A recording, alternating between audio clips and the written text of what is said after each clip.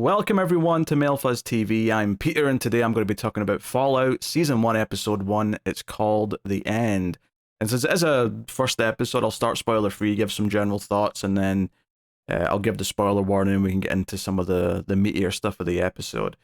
So this is based on a video game series, which I've played some of. I've not finished any Fallout games. I played like 30 hours of Fallout 3. I played about 20 hours of Fallout 4. Sadly, I've not touched New Vegas, which I understand is kind of a favorite amongst the internet. But Fallout's a game series that kind of rebooted with Fallout 3 back in like 2008. Bethesda have made the games since then, barring New Vegas, which I mentioned. This show is definitely based on this era of Fallout. It's not really based, as far as I know, on those original Fallout 1 and 2 games, which were much older, very different. This show is clearly taking its visuals, a lot of its motifs, and the Pit Boy and the Nuka-Cola and all that stuff. And some of that might have been in the old games as well. I'm not really sure, but like, if nothing else, like from what I've played of these games, this will look like it was going for those vibes. It's definitely feeling like it's taking most of its ideas from there. That said, though, it doesn't seem to be adapting the story one-to-one with Fallout 3 or any of the other games. There definitely is some broad strokes. Like, a big part of the main drive of the show is that the main character is going to be looking for their father out in the wasteland, and that was kind of like a driving force in Fallout 3, but the circumstances were a little bit different. This show seems to be mostly doing its own thing in that regard. Wells seemingly paying a lot of respect to a lot of the ideas and motifs from the video game, which I'll get into more in spoilers. But the idea of the vaults, the color scheme of the outfits, a lot of the little just trinkets that are around, just a lot. It's full of Easter eggs for people who know a lot of the things that are in the games. They've put a lot of effort into that, so it doesn't feel like they're ashamed of where this comes from by any means. The other big thing to sort of get out of the way is Jonathan Nolan is the showrunner of this series, and he, along with Lisa Joy, did Person of Interest, which I'm actually working through right now, and I'm enjoying a lot, and also Westworld, which I did enjoy the first season of quite a bit, and even enjoyed a good bit of season 2. Season 3, though, it lost me. In 4, I tried one episode and quit, and then it got cancelled, so I actually saw most of the show, it turns out, because it didn't last very long after I stopped. But that show unfortunately went downhill, and I think I was very pleased to see the positive reception that this was getting, because clearly he's very talented, right? And I felt like this being a very different concept that's coming from a different source would probably lend itself to hopefully a refreshed creative passion or whatever you want to call it. I was hoping that this would be different enough, because both Person of Interest and Westworld both deal with some level of AI as part of the story. Very different in a lot of ways, but still, there's definitely a core idea that's kind of similar. With this, it's a post-apocalyptic story. We're talking about the wasteland. We're talking about how the world is 200 years after a nuclear war that ends the majority of life on the planet. As far as how I felt about this first episode, I actually liked it a lot. Pleasantly surprised, in fact. And again, I was quite optimistic because of the creator involved, but I don't care that much about Fallout as far as the lore goes. I enjoyed playing Fallout 3 when it came out at the time, but it was never really about the story being great. And the gameplay of that game is kind of dated, right? I'm really not into Bethesda games anymore. Each one I've played since Fallout 3, I've played less of than I did Fallout 3, to the point where with Starfield, I just flat out hate it. But there's nothing wrong with the setting of the world, and there's nothing wrong with using that as the basis for a story, and that's where the people making the show come in. And I thought this was a very tight 70 minutes that took its time introducing the characters and gave weight to moments that needed weight, but perhaps the biggest thing is that it kind of keeps its quirky sense of humor from the game. And this is something I talk about a lot when it comes to adaptations or even sequels or reboots that come years after the previous shows or movies, where they'll keep details, they'll keep objects and names from the original thing, but they won't necessarily have the spirit of the original thing. They won't have the the personality that made that thing what that thing is. They'll have, they'll have a Ghostbusters logo and a proton pack, but it won't feel like the humor of Ghostbusters, for an example. This felt like it was doing the quirky humor. It felt like there was a tongue in cheek to some of the characters and the attitudes of it, whilst also being kind of gory at times and kind of appealing to a sort of pulpy sci-fi audience. But also, that doesn't mean that it doesn't have any weight or doesn't have any like smart setup in its story. I thought there was some really interesting touches and kind of comparisons between, because this first episode's kind of broken up, at least to begin with, into like three main things, and we effectively get like a short film three times in a row of different like main characters or elements of the series being introduced. And I thought there was some really interesting comparisons that were quite smart and really cool creative choices to put in the second one in particular that really made you think of the first one again in comparison. So yeah, very very good. And some of the cast members that I'm excited about haven't even shown up yet, but it's got a pretty stacked cast. I mean, Ella Purnell plays Lucy McLean, which I'm pretty sure. I mean, it's spelled different, I think, but isn't that the name of John McClane's daughter in Die Hard? I'm pretty sure it's Lucy. I'm pretty sure in Die Hard 4 they make a joke where he calls her Lucy McLean, and they call back to the first movie when she corrects him and says it's Lucy Gennaro. But I would, so I was just thinking of Die Hard the second the names came up. Her dad's played by Kyle MacLachlan, who I like a lot from Twin Peaks and stuff like that. Walton Goggins is in this. I mean, I don't know how much of a spoiler to say what his main character is. He is in the opening, but he's also, that's not really his primary role per se. But he is very good. I was a big fan of The Shield, the FX TV show. So happy to see him. Obviously, he's been in tons of great stuff. He's been in a couple of Tarantino movies and all sorts of things over the years. Even that HBO comedy, Righteous Gemstones, he was great in that as well. So he's great. Michael Emerson, who was in Person of Interest, as well as Lost and some other stuff, but he's going to be popping up. I know he's not in this first episode, but I'm looking forward to seeing him. So yeah, really cool set of names involved in this, and fun premise. It looks good. It's got a good vibe. It's funny. It feels different. It feels like it has a personality. It feels a bit mean to like compare it to another show to sort of. I did Silo last year, which was an Apple TV show, and I thought it was kind of lacking personality. And that's not to say that it had to have a quirky sense of humor to have a personality, but if you compare it to this, where that entire show is set in like a big vault style escape, this by comparison felt like it was having fun with that premise and showing you all the little ways that life would be like in there and things like that. I don't know. Also, this has the benefit of that not being the entire premise. This show, and it's not a spoiler to say that the main character of Lucy is going to leave the vault. That happens in the first episode. That's kind of the whole point of the story, is that she's going to go out into the wasteland. So, yeah. But hey, no, I like it a lot. Honestly, this is the first time in a while where I actually feel compelled to review all of a show that is dropped at once. I'm annoyed that they did this. I would have much rather this was weekly, because it's easier to cover, but also I feel like I retain information better. I feel like I enjoy the episodes better if I need to wait the week. But hey, they've put it out as one 8-episode thing. I think I'm going to try and get through the rest of it and review the whole thing over the next, I don't know, week, give or take, depending on how long it might be. It might end up being a little bit longer than that. We'll see. Whilst I also try and fit everything else in I'm supposed to do. But very very happy with this first episode, at least. I mean, maybe I'll hate the second episode, who knows. Like, it's entirely possible, but I feel very positive about this, and it felt like it was very confident in what it was doing right from the get-go. Spoilers, I guess. I will just, not that there's too much to spoil in this first episode, but I'll say spoilers because I'm going to talk more about the overall segments in this. The opening segment is, of course, called The End. We get big title cards naming each segment, and this is when the nukes went off. And they use this to set up Walton Goggins' character, who seemingly is alive as a mutant of some kind, even 200 years later.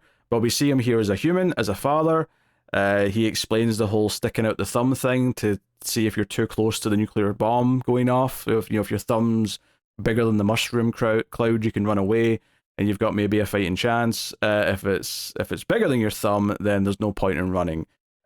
Admittedly, yeah, like I think it's fair to say him explaining that seconds before the nuke goes off.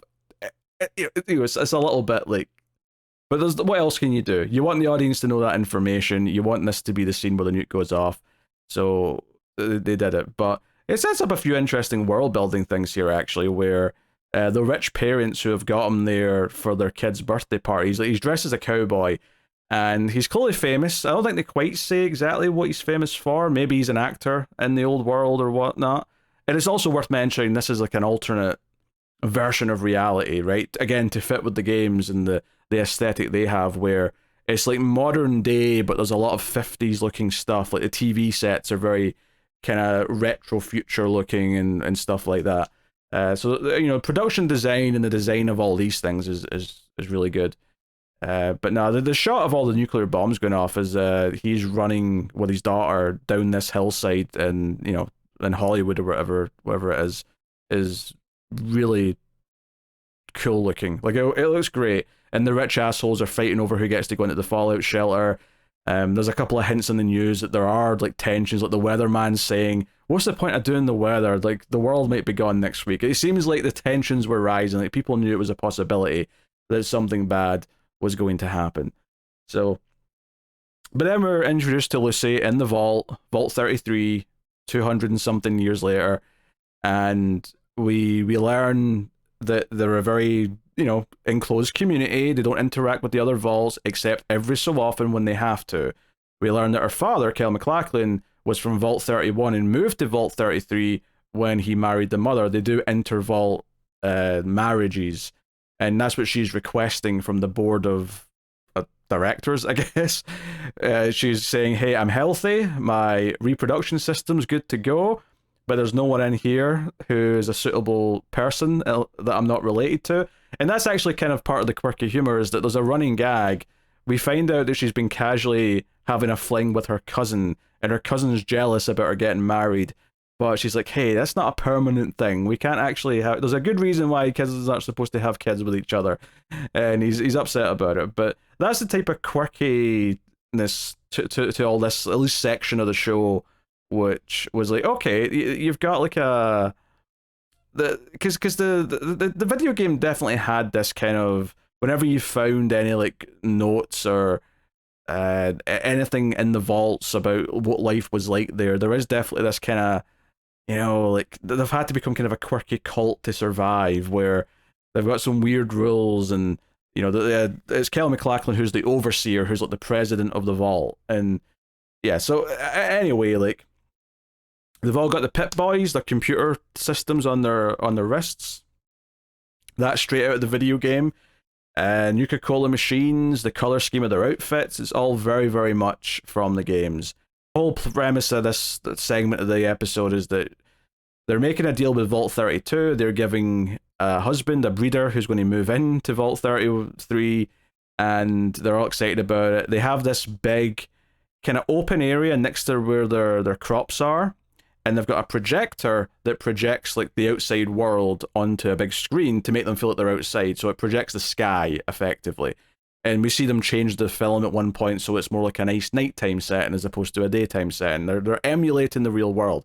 And the reason why I'm pointing this out, not just because it's a cool little thing of like, oh, this is them trying to not feel as depressed about being inside a vault for their entire lives, but there's a great detail is when all the chaos breaks down and it turns out that these people from Vault 32 are not actually from Vault 32.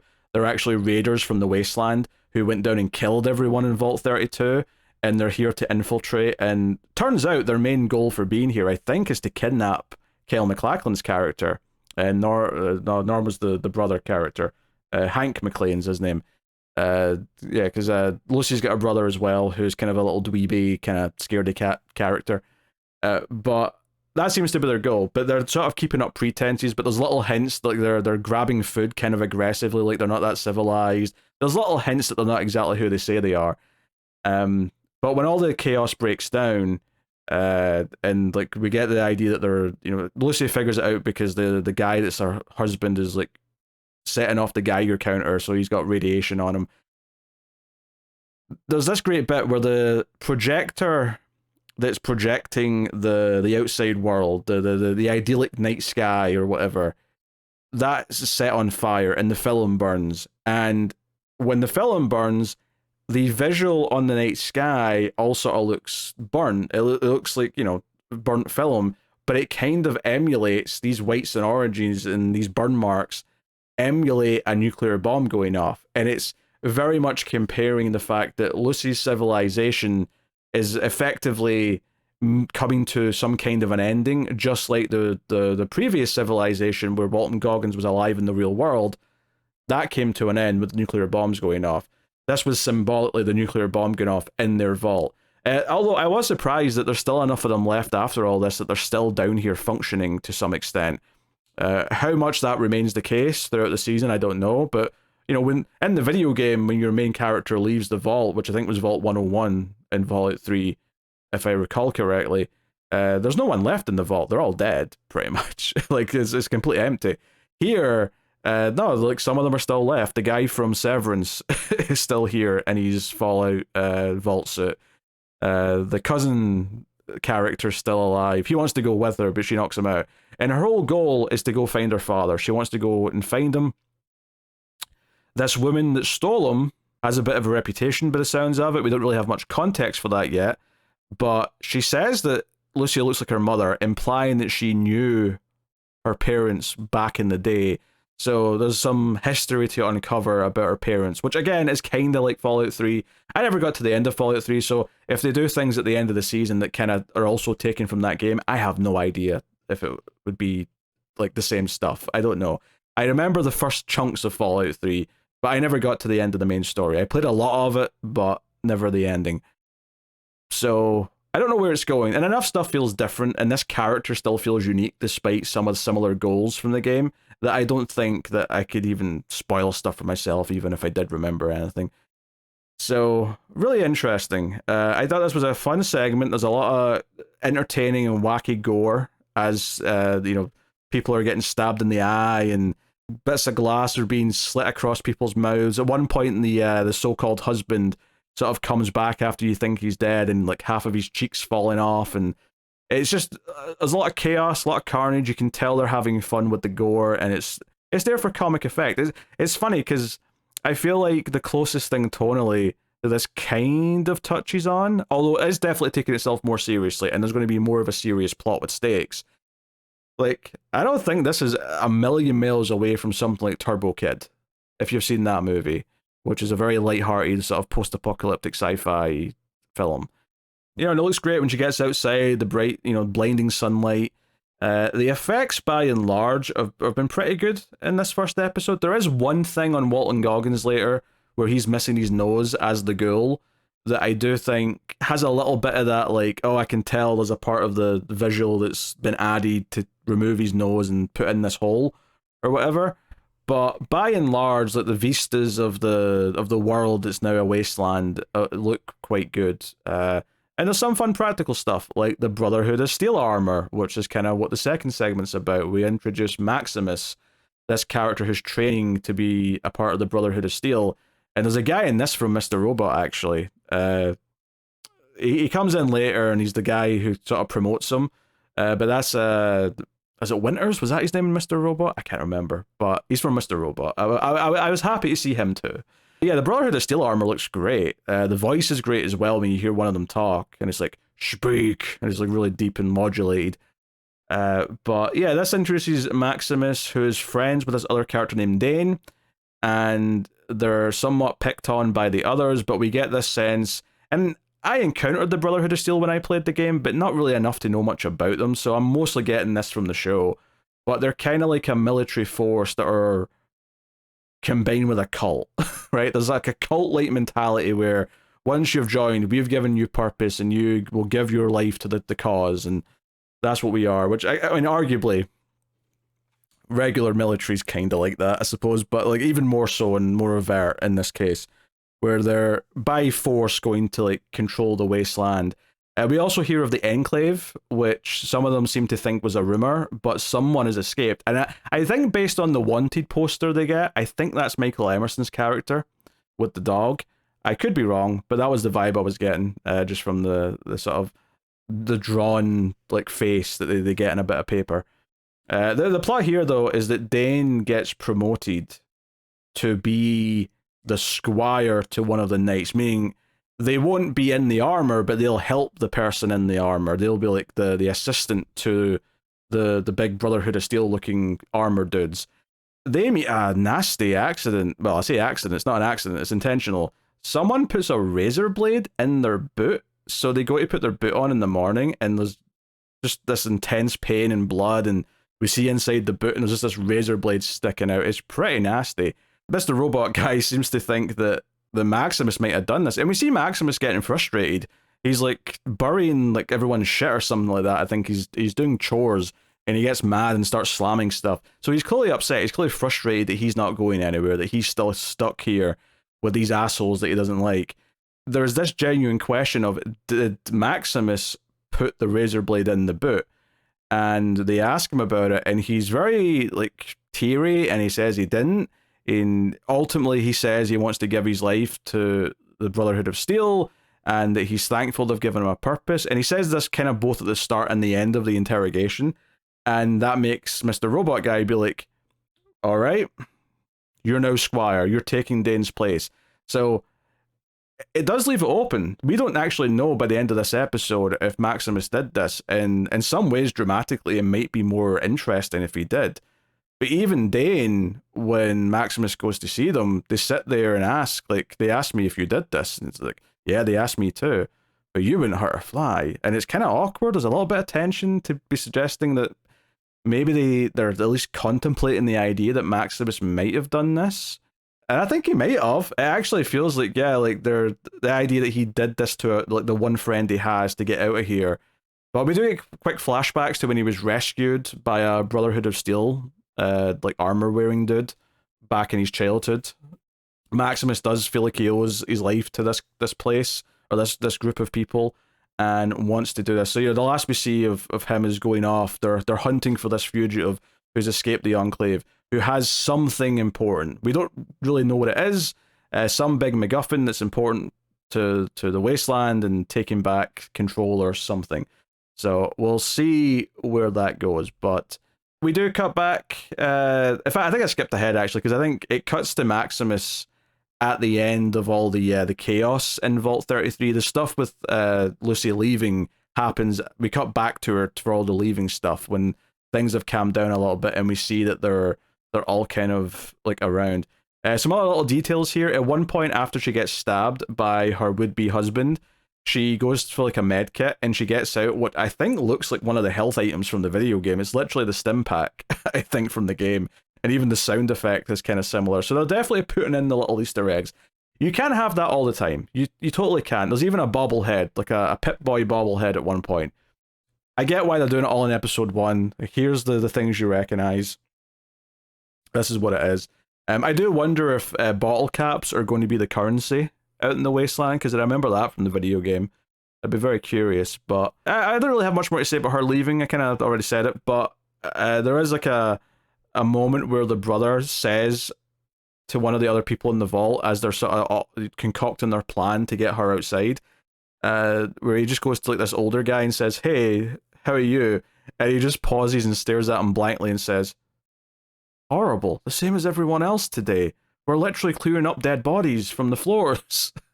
We're wiping blood off the thing." And some of the people who were close to Lucy, I think, did. Like, there was a blonde woman who was like her friend who was pregnant, and I mean the cousin survived, so maybe she did survive. I don't remember seeing her later in the episode, but she did get stabbed in the eye at one point. So she was still fighting after getting stabbed in the eye, so she definitely felt like she had a bit of fight in her. But that was interesting too. So yeah, the last segment, and this sort of wraps it around beautifully to sort of come full circle, is like, okay, we started off the episode with Walton Goggins, we're going to end the episode with Walton Goggins, and we're introduced to these 3 criminals who want to dig up a mutant, a ghoul, to help them with a job. And it seems like this mutant, and maybe there's other mutants like this as well, who are kept suspended, buried underground with like just some like fluid to keep them alive. They dig him up, and Walton Goggins basically just kills them all. There's a bit of small talk first. They do throw some concern out there that he's so old that he could be feral. And I remember that being an enemy in the games. There was a bunch of feral-looking, zombie-looking dudes called ghouls that were running around. But here they're setting up Walton Goggins as effectively kind of that. He's basically a cowboy, right? He's kind of that like lone cowboy, the man with no name, who's kind of a badass. Like that's the vibe that this entire final sequence gives you, where he takes out these three other guys and says that, you know, he's going to go on his own way. He'll do what he wants. Now he may still go looking for this fugitive for his own benefit. That may still be a thing. It does set up, and this adds to the pulpiness of the show, this idea of the badass like lone wanderer cowboy character that is just, you know, he's cracking one-liners. He's got that air about him that he doesn't care, that he knows what he's doing, that kind of thing. No, it was fun. It was a fun final sequence. Worth mentioning as well, one of these guys that he kills has a cannon that shoots out just random objects. Like we see a guy get shot with like the leg of like a doll, like a baby doll, sticking out of his stomach. Which I think might have been something from the game as well. I feel like the episode, I think, is full of references. These little things aren't important in the grand scheme of things, but just little references. I think more than anything else, though, is I think it did a good job of setting up some reasonably compelling characters, although I still think they're on the pulpy side. I don't think they're super deep necessarily, but I think everything was well directed, and like I said, there were some nice creative choices made about how to show the initial explosions, about how to refer back to it when the vault was falling apart and we had the kind of the emulated nuclear explosion in their projector. Maximus's story is, you know, a little compelling. Like, he's a character I wouldn't say is, much like Lucy, I don't think is super interesting on his own yet, but everything around him is a very interesting world that they're building right now, so there's a little bit of time to make me care more about the characters, I would say. Walton Goggins definitely comes out being the one who's instantly the most interesting, but he also gets the coolest introduction. Like, he also gets the one that's just more badass, so yeah, I'm in. I'll be back with episode 2 as soon as I can. Keep in mind I do have to review other stuff as well, so it won't be too quick, but I will try and keep up the pace with reviewing Fallout. So obviously, for both myself and for others in the comments, don't spoil anything from later episodes, but do give your thoughts on this one in the comments. Like, subscribe, helps out a bunch if you do that on YouTube, and of course you can support all the content by going over to patreon.com/MailFuzzTV and get some bonuses over there for your trouble. But thank you very much for joining me. I always appreciate it. Keep watching TV. Have you got any vanilla?